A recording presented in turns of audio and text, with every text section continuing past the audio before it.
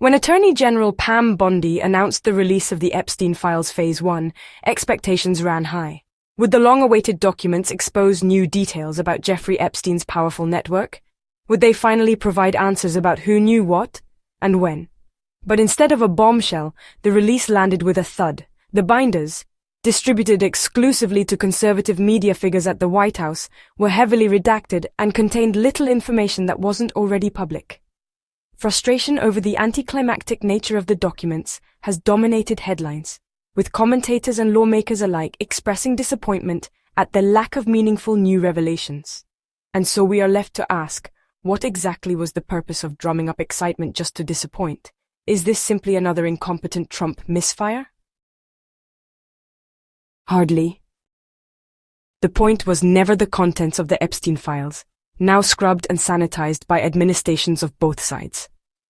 The point was how they were released, to set an outrageous unconstitutional procedural precedent in plain sight, while everyone is more distracted by the obvious lack of any substance.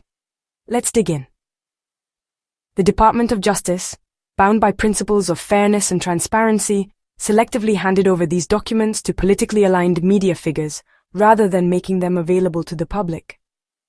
While perhaps not compromising investigations by containing no new material, his unprecedented move raises serious legal and ethical concerns, from the violation of federal transparency laws and legal authority, to violation of equal protection and due process, to misuse of public office, to the Hatch Act and the exchange of access for compromised reporting.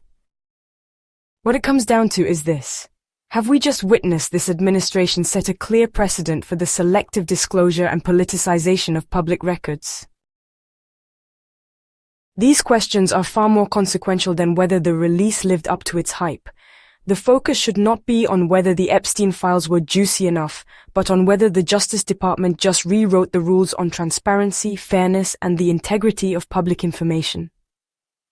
The decision to release the Epstein files in such a controlled and partisan manner is not just an isolated controversy. It is a fundamental challenge to the principles of government transparency, equal access to information, and the impartial administration of justice. The Department of Justice does not typically function as a selective distributor of public records, nor does it operate as a political press office.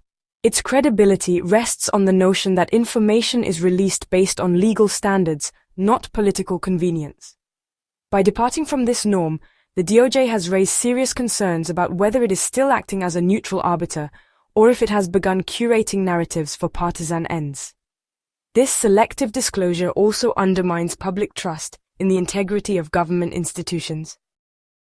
The Epstein case is already fraught with speculation, conspiracy theories, and accusations of elite impunity. When the Department of Justice handpicks which journalists get access to documents, especially in a case of such high public interest, it fuels suspicion rather than dispelling it. Was information withheld to protect certain individuals?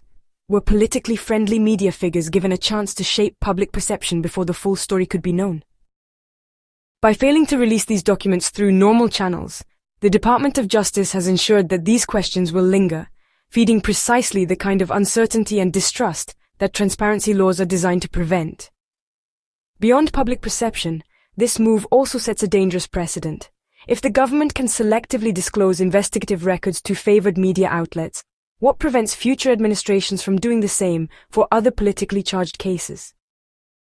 Could officials withhold damaging information from unfriendly journalists while strategically leaking documents to allies? If left unchallenged, this practice could erode the principles behind the Freedom of Information Act and open the door for government records to be wielded as partisan weapons rather than public resources. This is why the selective release of the Epstein files is not just a minor misstep. It is a significant breach of norms with wide-ranging consequences. The question is no longer just about what is in these files, but whether the government has abandoned its obligation to distribute information fairly, impartially, and in accordance with the law. The Department of Justice's handling of the Epstein files represents a clear departure from established legal and ethical norms governing the release of government records. These norms are not arbitrary. They are rooted in statutory law, DOJ policy, and constitutional principles designed to prevent the misuse of official information for partisan or personal gain.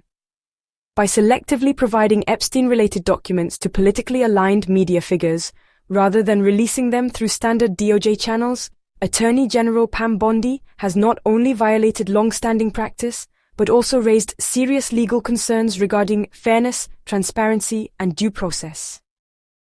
Federal law provides a clear framework for how the DOJ should engage with the press and the public when releasing information.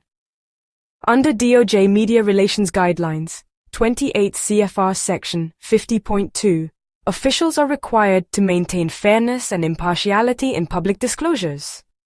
Selectively releasing investigative materials to a subset of media figures, especially those with a known political bias, raises clear concerns about viewpoint discrimination and the potential for media manipulation. Furthermore, under the DOJ Justice Manual, Section 1-7.000, employees are prohibited from making public statements or releasing materials that could compromise an ongoing investigation or unfairly impact individuals who have not been charged with a crime. If the Epstein Files include names of uncharged individuals, the decision to provide these documents exclusively to media figures with financial and political incentives to shape the narrative may have violated this policy.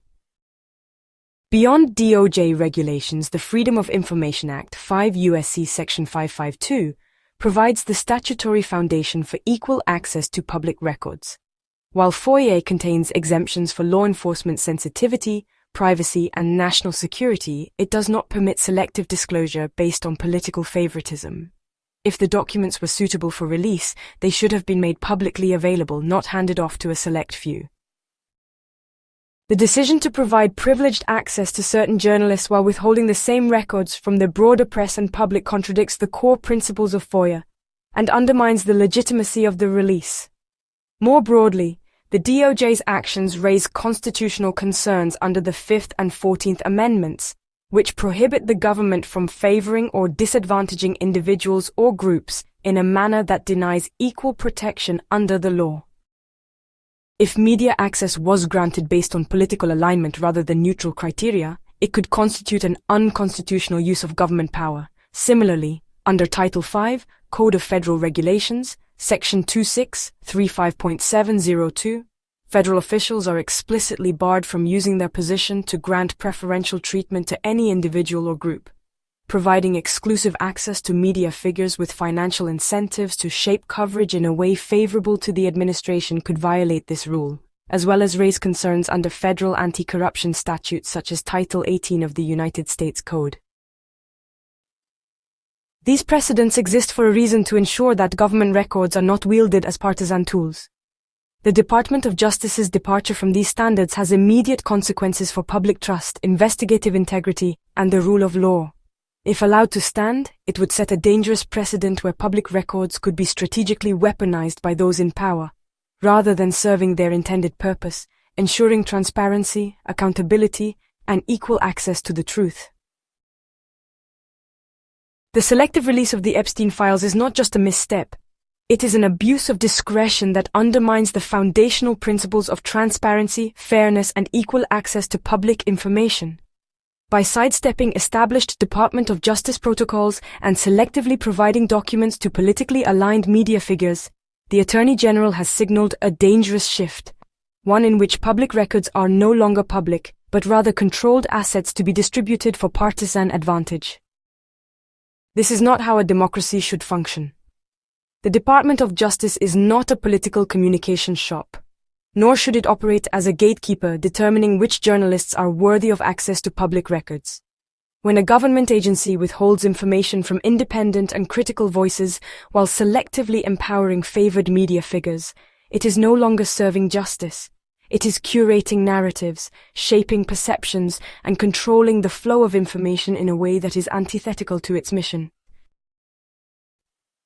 The precedent being set here extends far beyond the Epstein case. If left unchallenged, this practice creates a template for future administrations to manipulate public records, withholding or strategically releasing information based on political convenience rather than legal standards. Today, it is the Epstein Files. Tomorrow, it could be investigative findings on government corruption, law enforcement misconduct, or any other politically charged issue. The question we must ask is simple. If transparency can be subverted so easily in this case, what stops it from being subverted in all cases? The damage is not just theoretical. By handling the Epstein files in this manner, the DOJ has fueled distrust rather than dispelling speculation. A case that has already been marred by secrecy and elite impunity now carries another stain. The suspicion that even in disclosure the government is still hiding something. The irony is stark.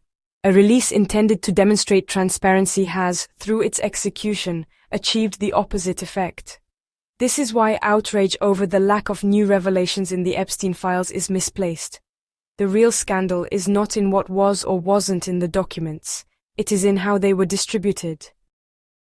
The focus must now shift from the content of the files to the integrity of the institutions responsible for their release. If we accept this as the new normal, we accept a future in which public information is no longer public at all. That is not a reality we can afford to tolerate.